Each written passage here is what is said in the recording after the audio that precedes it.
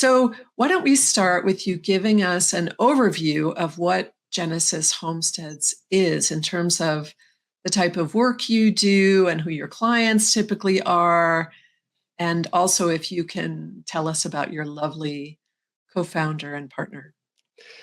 Yeah, so Genesis Homesteads is a homestead design firm. And what that means is we were looking around at all these different families who are acquiring land, wanting to join in the parallel culture, the parallel economy, and seeing that oftentimes there would be, 5 to 10 years of trial and error as they would get their land up and running, wanting to build a self-sufficient homestead. So we came up with a system that can be used for any climate, any piece of land, and we use this to design homesteads, uh, creating phase maps from inception to producing food to off-grid energy all the way to completed homestead.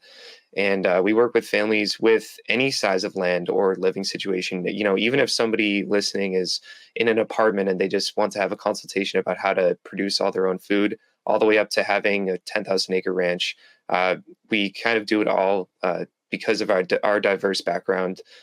We integrate permaculture, rotational grazing, like I said, off-grid energy, and as many sort of cutting edge, but also traditional techniques as we can into the designs.